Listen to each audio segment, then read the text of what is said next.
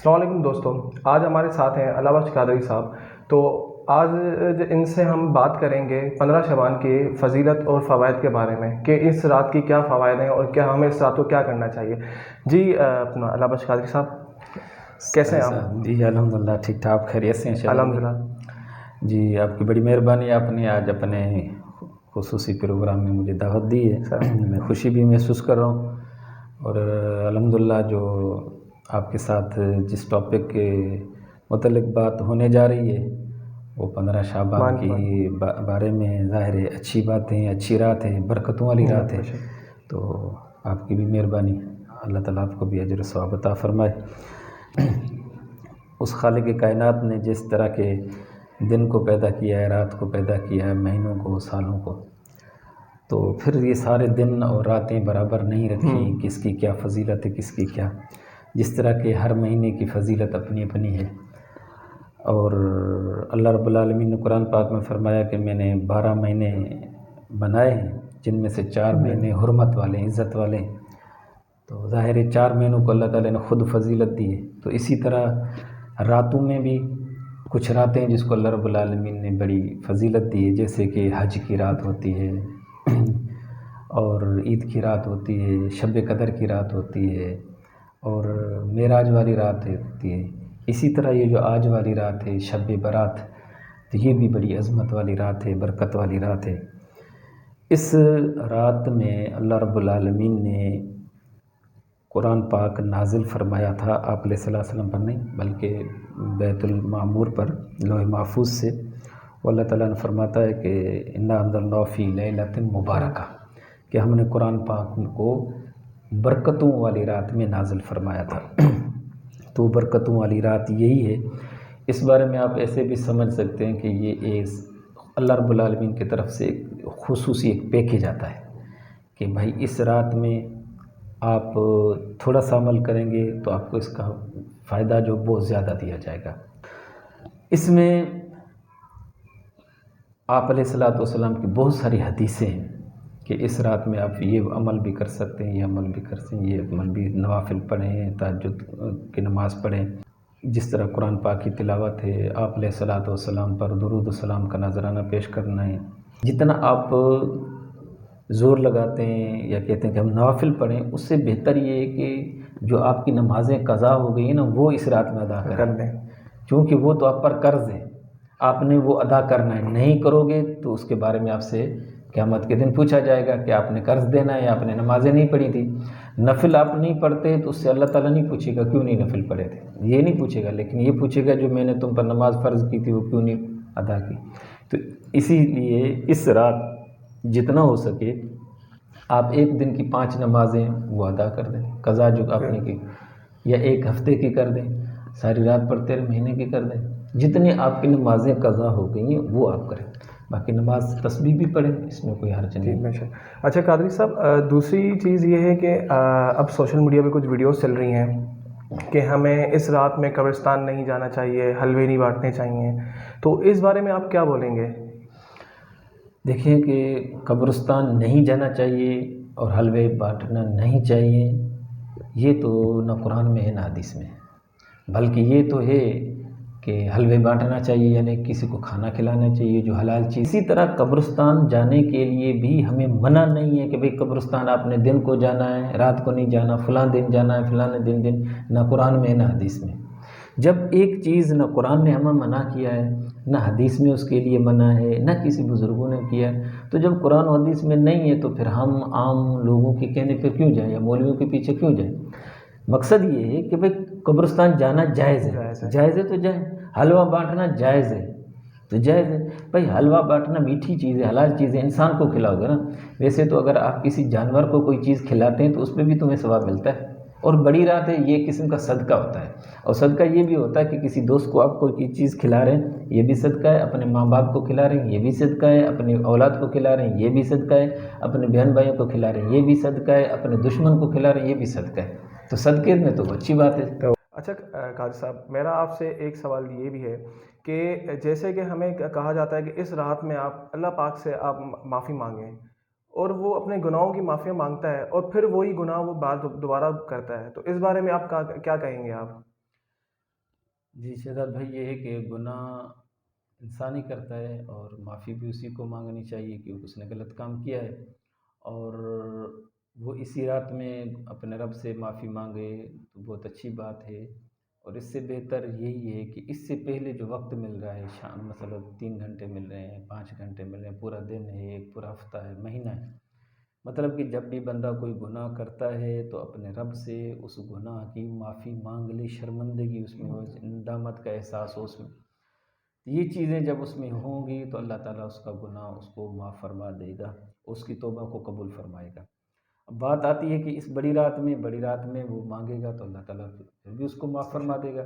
باقی بات یہ ہے کہ بندہ ایک دفعہ توبہ کرتا ہے، پھر دوبارہ وہی گناہ کرتا ہے، یا دوسرا کر لیتا ہے، یا تیسرا کر لیتا ہے، تو اس میں یہ ہے کہ انسان سے خطا ہوتی ہے، انسان سے خطا ہوتی ہے، اور مغفرت اور بخشش جو ہوتی ہے وہ اللہ تعالیٰ سے ہوتی ہے۔ تو ہم سے جو کام ہوتا ہے گناہ والا وہ تو اس نے ہونا ہے، اور اللہ تعالیٰ جو بخشش فرماتا ہے تو وہی بخشش فرمائے گا جب کہ ہم اس سے اپنی مغفرت کی دعا مانگیں گے، توبہ کریں گے، استغفار کریں گے۔ یہ کہاں بھی اللہ تعالیٰ نے نہیں فرمایا کہ تم نے ایک بار پہلے تم نے معافی مانگ لی تھی، اب لہٰذا اس لیے تمہیں ابھی معافی نہیں ملے گی، نہیں، ایسا نہیں ہے۔ نہ ہی رسول اللہ صلی اللہ تعالیٰ علیہ وسلم نے فرمایا کہ ایک بار تم نے توبہ کی تھی، دوبارہ تم سے غلطی ہو گئی ہے لہٰذا اب تمہارے لیے معافی نہیں ہے، ایسا نہیں ہے۔ اللہ تعالیٰ قرآن پاک میں فرماتا ہے کہ اے میرے بندو، میری رحمت سے نا امید نہ ہوا کرو، لا تک قل یا عبادی الذین اسرفوا لا تقنطوا من رحمت اللہ ان اللہ یغفر الذنوب جميعا انہ الغفور الرحیم۔ اللہ تعالیٰ فرماتے اے میرے بندو جو اپنی جانوں پر ظلم کر بیٹھے ہو، یعنی گناہ کر بیٹھے ہو، تو میری رحمت سے نا امید نہ ہو۔ کیوں؟ کہ اللہ تعالیٰ جو ہے وہ سارے گناہ معاف فرماتا ہے۔ اب تم نے جتنے بھی گناہ کیے ہیں نا، جب اپنے رب سے معافی مانگو گے وہ تمہیں معاف فرما دے گا۔ یہ کون بات کر رہا ہے؟ اللہ تعالیٰ۔ اللہ تعالیٰ جب خود فرما رہا ہے کہ میں معافی دیتا ہوں اور سارے گناہ معاف فرماتا ہوں، اور یہی فرماتا ہے جتنے بھی تم سے گناہ ہو گئے، ایسے نہیں کہنا میرے پہاڑ سے بھی زیادہ میرے گناہ ہیں، سمندر کی جھاگ سے زیادہ ہیں، ریت کے ٹیلوں کے ذرات سے زیادہ میرے گناہ ہیں، تو اللہ تعالیٰ کہتا ہے تمہارے کتنے بھی گناہ ہوں لیکن میری رحمت سے تو زیادہ نہیں ہے نا۔ تو اور پھر فرمایا میری رحمت سے نا امید بھی نہیں ہونا، اور نا امیدی ہونا یہ غلط بات ہے۔ تو یہ سے مطلب کیا کہ جب بھی تم سے غلط کام ہو گئے ہیں پھر معافی مانگو، جب بھی اس معافی میں دیر نہیں کرنی چاہیے، جلدی معافی کرنی چاہیے۔ اچھا قاضی صاحب، ایک اور سوال ہے آپ سے کہ اب جیسے کہ کافی ہماری جو امت ہے، امت مسلمہ، وہ کافی لوگ نماز نہیں پڑھتے، اگر وہ اب انہوں نے مطلب اب کافی ہمارے ہاں ایک یہ شارٹ پیکج یہ بھی دیا گیا ہے کہ آپ صرف جیسے کہ رمضان کے الوداع جمعے کی ایک نماز پڑھ لیں تو آپ کی ساری نمازیں معاف ہو جائیں، جتنی بھی آپ نے نمازیں چھوڑی ہوئی ہیں، اور اس کے علاوہ جو جتنے بھی ہماری امت مسلمہ انہوں نے نماز نہیں پڑھتے، اور ان کو معافی ہے اس؟ دیکھیں کہ یہ نماز جو ہے وہ اللہ تعالیٰ کا حق ہے، حقوق ہوتے ہیں نا، جیسے حقوق اللہ میں سے یہ اللہ تعالیٰ کا حق ہے، تو ایسا نہیں ہے کہ آپ نماز نہ پڑھیں اور کہیں کہ بھائی میں جو نا رمضان مبارک کے آخر جمعے میں کوئی نماز پڑھ لوں گا تو میری ساری نمازیں ادا ہو جائے گی، اس طرح کی کوئی بات نہیں ہے۔ اگر اس طرح کی بات ہوتی تو آپ علیہ الصلوٰۃ والسلام فرما دیتے، صحابہ فرما دیتے، قرآن پاک میں یہ بات ہوتی، لیکن وہاں پہ نہیں ہے۔ تو جب اللہ تعالیٰ نے قرآن پاک میں بار بار حکم دیا کہ نماز پڑھو، 5 وقت نماز فرض ہو چکی ہر مسلمان عاقل بالغ پر، تو وہ ادا کرنی ہے۔ تو اب یہ ہے کہ اس طرح ہوتا تو یہ ہے کہ اللہ تعالیٰ فرما دیتا۔ دوسری بات یہ کہ کس نے رمضان مبارک کا آخر جمعہ کس نے دیکھا ہے؟ تو ہم کنفرم بھی نہیں ہے، ہم ہوں گے نہیں ہوں گے، کیا ہوں گے، ہماری حالت کیا ہوں گی، ہمیں استطاعت ہوگی نہیں ہوگی، یہ چیزیں بھی تو دیکھنی ہے نا۔ ایک صرف ایک خیال کی طرف جا رہے ہو جہاں یقین اس کو چھوڑ رہے ہو، یہ ایسا چیز نہیں ہونی چاہیے، بلکہ یہ ہے کہ ہر لمحہ اپنے رب کی طرف بندہ رجوع کرتا رہے، اور 5 وقت تو نماز ہے، ایک میں نماز کے 5 منٹ لگتے ہیں، فرض نماز کے 5 منٹ لگتے ہیں، زیادہ سے زیادہ 15 منٹ کر لیں، 15 منٹ 15 منٹ 15 کر تو 1.5 گھنٹہ بھی نہیں بنتا، تو جب یہ 1.5 گھنٹہ بھی نہیں بنتا تو 24 گھنٹے رب تعالیٰ نے آپ کو دیے، تو اس میں ایک گھنٹہ بھی اپنے رب کو نہیں دے رہے ہو، بڑی بات ہے۔ جب کہ آپ وہ اسی اپنی زندگی کے قیمتی ان لمحات کو، گھنٹوں کو ایسے پانی کی طرف بہا کے ضائع کر رہے ہو، کوئی فائدہ نہیں ہے۔ تو اسی لیے کہنے کا مقصد یہ ہے کہ نماز ہے، اللہ تعالیٰ کی طرف سے تم پر فرض ہے، یہ تم پر قرض ہے، یہ ادا کرنا ہے، ایک بات۔ دوسری یہ کہ یہ تو ہم سمجھتے ہیں کہ بھائی ہمیں کو نماز پڑھنے کو تکلیف ہوگی، تکلیف تو نہیں۔ دوسری بات اس میں دیکھیں نا تمہارا فائدہ کتنا ہے۔ حدیث پاک میں آتا ہے الصلاۃ معراج المومنین، مومنوں کے لیے نماز معراج ہے۔ اس کا مطلب کیا ہے؟ معراج لفظ عربی کا ہے، یہ ہوتی ہے نا الیکٹرانک سیڑھیاں ہوتی ہیں نا، الیکٹرانک سیڑھیوں کو عربی میں معراج کہتے ہیں۔ ویسے اور لفظ بھی ہے یعنی سیڑھی، نورانی سیڑھی، یعنی بھائی تم نماز پڑھو گے نا روحانی طور پر یہ تمہارے لیے اوپر جانے کے لیے سیڑھی ہے، یعنی تمہارے درجات بلند ہوتے جائیں گے۔ درجات چاہے لوگوں کو نظر آئیں نہ آئیں، لیکن اللہ رب العالمین کے دربار میں تمہارے مقامات درجات بلند ہی بلند ہوتے جائیں گے۔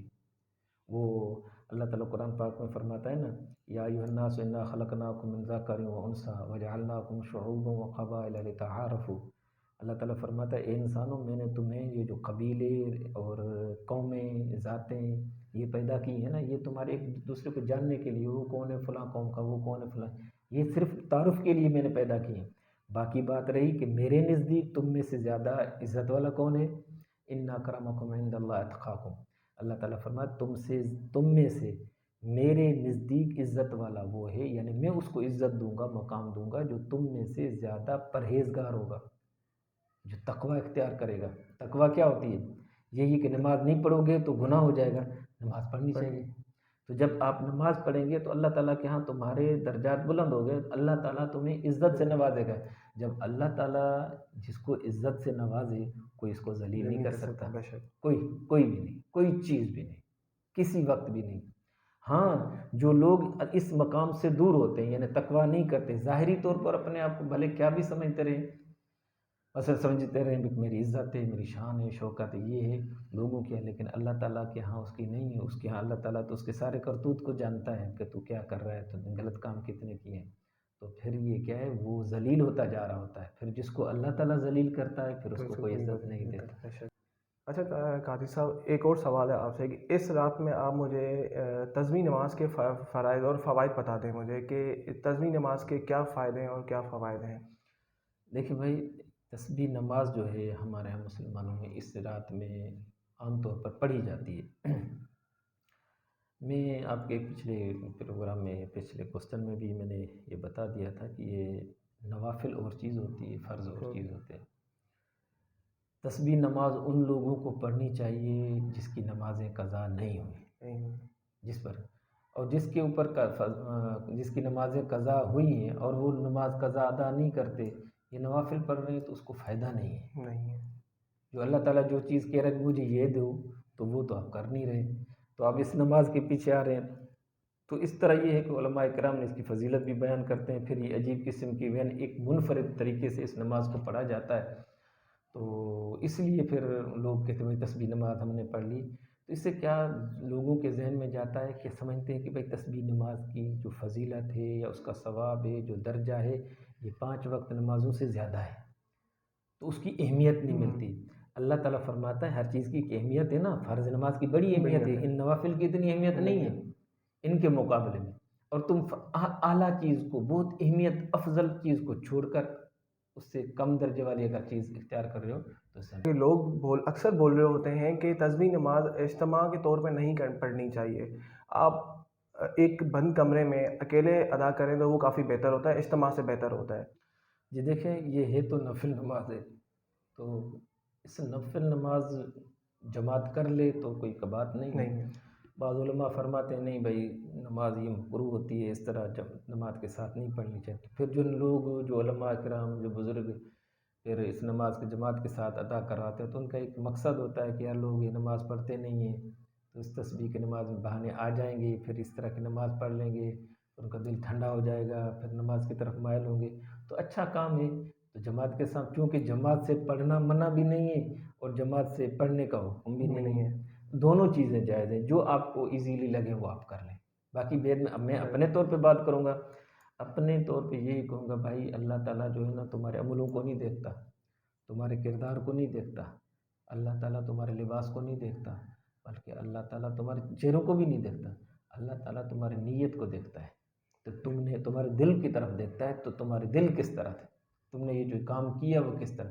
اب جتنے ذوق اور شوق کے ساتھ تم اللہ رب العالمین کی جو بھی عبادت کرو گے، جتنے اخلاص کے ساتھ، اللہ تعالیٰ اس کا آپ کو اجر و ثواب عطا فرمائے گا، اس کے مطابق آپ کو اس کا اجر و ثواب عطا کرے گا۔ آپ سے سوال ہے کہ جیسے کہ اب ایک انسان نماز ادا کر رہا ہے، اس رات کی عبادت کر رہا ہے، ایک انسان دوسری طرف اس رات میں بڑی رات ہے ماشاءاللہ سے، تو وہ عبادت نہیں کر رہا اور وہ کچھ بھی عبادت نہیں کر رہا، تو اس پہ آپ کیا روشنی ڈالیں گے اس چیز پہ؟ دیکھیں بھائی، یہ ایک بڑی برکتوں والی جیسے رات ہے، برات والی رات ہے، جہنم سے چھٹکارے والی رات ہے، تو گناہ گاروں کی معافی ملنے والی یہ رات ہے، توبہ استغفار کرنے والوں کی یہ رات ہے۔ تو اب یہ ایک اس رات میں جو بندہ جتنی عبادت کرے گا اس کو ثواب اتنا ملے گا۔ اگر تھوڑی سی عبادت کرے گا تو اس کا ثواب تھوڑا ہے، زیادہ عبادت کرے گا تو ثواب زیادہ ہے۔ تو اس کی ایک میں مثال دے دوں، لیکن اب سورہ جو ہے قرآن پاک میں 114 صورتیں ہیں، جی، سب برابر نہیں ہیں۔ بڑی صورت قرآن پاک میں سورہ بقرہ تقریباً 2.5 پاروں کی، اور چھوٹی سی صورت جو ہے سورہ کوثر ہے، جس میں صرف 3 آیتیں ہیں، 1 لائن کی آتی ہے۔ اب دیکھیں نا، کوئی بندہ اگر سورت کوثر پڑھے گا تو ہم کریں گے کیا پڑھ رہا ہے؟ قرآن پڑھ رہا ہے نا، اس کو نہ پڑھے۔ اگر وہ سورہ بقرہ پڑھے یا سورہ قرآن پڑھے تو یہ قرآن ہے۔ تو اسی حساب سے کوئی بندہ 2 رکعت پڑھ رہا ہے، کوئی 4 پڑھ رہا ہے، کوئی 10 پڑھ رہا ہے، کوئی 20 پڑھ رہا ہے، جو جتنی عبادت کر رہا ہے اس کا۔ اس میں ضروری نماز بھی پڑھ لے، قرآن پاک کی تلاوت بھی کر لے، درود شریف بھی پڑھ لے۔ اور میں جو اپنے طور پہ ابھی آپ کو بات کر رہا ہوں، اس رات میں بندہ نماز، فرض نماز ضرور پڑھے، وتر پڑھے، زیادہ ٹائم اس کو دے، اپنے رب سے بات کرے، اپنے رب سے بات کرے، اپنے گناہ سامنے رکھے کہ میں نے یہ بھی گناہ کیا، یہ بھی گناہ کیا، یہ بھی، اور ان کو پتہ نہیں ہے، تجھے پتہ ہے، مجھے پتہ ہے، یہ مجھے آج اس کی معافی چاہیے۔ اپنی فائل سامنے رکھنے کے سارے کو کینسل کر دو، ختم کر، یہ کیسے ختم کر، اور ایک فائل رکھے، پروردگار یہ بھی مجھے چیز دے دے، یہ بھی دے دے، یہ بھی دے دے، یہ بھی دے دے، اپنی فائل سامنے رکھ لے، سارے سگنیچر کروا لے، باتیں کرتا رہے۔ میں مثال نہیں دینا چاہیے، جس سے آپ جتنی حجت کر سکتے ہیں اس سے کہیں زیادہ حجت اپنے رب سے کریں، اور یہ جہاں آپ حجت کریں گے نا، اس کے خزانے میں کوئی کمی بھی نہیں ہے۔ اتنے خزانے ہیں، اتنے خزانے جس کو انسان سمجھ بھی نہیں سکتا، اور یہ ویسی جگہ ہے جو خالی واپس دیتا بھی نہیں، کہ بھائی آپ خالص واپس چلے جائیں، نہیں، وہ کہے گا جاؤ، چلو کبھی کبھی اتنی دیتا ہے، بغیر مانگے دیتا ہے، اور جو مانگنا تو تھوڑا لمیٹڈ تھا، اس سے بہت زیادہ دیتے تھے۔ یہ کیا ہے؟ اپنا رب ہے، اور رب کو عبادت بھی وہی پسند ہے نا، جو بندہ جب اپنے رب سے بات کرے۔ رب تعالیٰ کی چاہت یہی ہے کہ بندہ مجھ سے بات کرے، لیکن بندہ ہے رب سے بات نہیں کرتا۔ نماز پڑھ رہا ہوتا ہے، اس کے خیالات کسی اور جگہ ہوتے ہیں، قرآن پڑھ رہا ہوتا ہے، اس کے سمجھ بھی نہیں آ رہا ہوتا، دعا مانگ رہا ہوتا ہے، تو خیالات کچھ اور ہوتے ہیں۔ تو دعا کے لیے ہاتھ اٹھا کر ایسے بیٹھ جانا، لوگ دعا مانگ رہے تو نہیں بھائی، اللہ تعالیٰ تمہیں تو نہیں کہتا نا ہاتھ اٹھا کر کیوں نہیں دعا مانگی، میں تمہاری دعا قبول نہیں کروں گا، ایسا نہیں۔ وہ کہتا ہے مجھ سے مانگو، اجیب دعوت الداع اذا دعان، جب بھی تم مجھ سے مانگو گے میں دوں گا۔ وہ کہتا ہے مجھ سے مانگتے رہو، بات کرتے رہو، ہر چیز مجھ سے ڈسکس کرو، مجھ سے مانگو، میں تمہیں عطا کروں گا۔ تو اس رات میں عبادت تھوڑی یا زیادہ، جو جتنی محنت کرے گا اس کو اتنا فائدہ ہوگا۔ اب دیکھیں نا، 1 گھنٹے کے حساب سے کوئی کام لوگ کرتے ہیں، کوئی 8 گھنٹہ کرتا ہے، کوئی 12 گھنٹے کرتا ہے، کوئی زیادہ بھی شاید کرتے ہو، جتنا کوئی بندہ ٹائم دے گا اس کو ثواب اتنا ہوگا۔ اب وہ کس میں؟ نماز میں، روزے نفل میں، یا درود شریف میں، یا قرآن پاک میں، یا لوگوں کی ہیلپ کرنے میں، مدد کرنے میں۔ مطلب یہ عشاء کی نماز ضرور پڑھ لینی چاہیے، 5 وقت کی نماز پابندی سے پڑھیں، باقی نوافل جتنے کر سکتا ہے پڑھ سکتا ہے پڑھے۔ اچھا غازی صاحب، ایک اور میرا آپ سے سوال تھا کہ جیسے کہ کافی لوگ بولتے ہیں کہ اس رات کو لوگ لیلۃ القدر کا نام دیتے ہیں، کہ کیا اس رات کا وہ درجہ ہے، یا وہ درجہ صرف رمضان کی آخری عشرے ان راتوں کا درجہ ہے؟ وہ دیکھیں، وہ ہر چیز کا اپنا اپنا لیول ہے۔ 15 شعبان کی اور رات ہے، اس کی فضیلت اور ہے، اور شب قدر جو ہے اس کی رات اور ہے۔ اس بارے میں اس کی فضیلت کچھ زیادہ بتائی گئی ہے، کہ اس میں یہ کہ اللہ تعالیٰ فرماتا ہے لیلۃ القدر خیر من الف شہر، اس کے لیے یہ نہیں فرمایا، تو وہ 1000 مہینوں سے بہتر ہے۔ ایسے بھی نہیں فرمایا 1000 مہینے جتنی ہے، نہیں، اس سے بہتر ہے. اب بہتر کی کوئی حد نہیں ہوتی. لمٹ نہیں ہے. دوسری اس میں اللہ تعالیٰ نے اور بھی بتایا کہ اس رات میں کیا تنزل الملائکۃ والروح فیہا بإذن ربہم من کل امر سلام حتی مطلع الفجر. اللہ تعالیٰ اس میں جو اس رات، وہ تو لیلۃ القدر کے بارے میں پوری صورت ہے نا، تو پھر اللہ تعالیٰ یہ بھی فرماتا ہے اس میں اللہ تعالیٰ کے فرشتے بھی آتے ہیں، جبریل امین بھی آتے ہیں، ساری رات گشت کرتے رہتے ہیں، ہر جگہ جاتے ہیں. فرشتے جی جاتے ہیں، جو لوگ عبادت میں ہوتے ہیں ان سے ملاقات کرتے ہیں، ان کو سلام کرتے ہیں، کہتے ہیں اللہ تعالیٰ کی طرف سے تم پر سلام. ان پر وہ کیفیت طاری ہو جاتی ہے، رونے لگتے ہیں، کوئی دعا خوش ہونے لگتے ہیں، پر یہ کوئی زیادہ اس میں لگ جاتا ہے. تو اللہ تعالیٰ فرماتے ہیں کہ وہ صبح طلوع فجر تک یہ سلسلہ جاری رہتا ہے. تو ظاہر ہے وہ چیز اور ہے، یہ چیز اور ہے. جس طرح کہ محرم کا مہینہ ہے، ربیع الاول شریف کا مہینہ ہے، اس طرح رجب شریف کا مہینہ ہے، رمضان مبارک کا مہینہ ہے، شوال کا ہے، ذی قعدہ کا ہے، ذی الحج کا. یہ ہر مہینے ہر کسی کی اپنی اپنی فضیلت ہے، ایک جیسے ہیں ایسے نہیں ہے، ہر کسی کا اپنا اپنا مقام ہے. قادری صاحب آپ کی بڑی مہربانی، آپ نے ہمیں جوائن کیا، آپ نے اپنا وقت دیا ہمیں، آپ کی بڑی مہربانی آپ کی. تو انشاءاللہ آپ سے دوبارہ ملاقات ہوگی انشاءاللہ. انشاءاللہ. Thank you.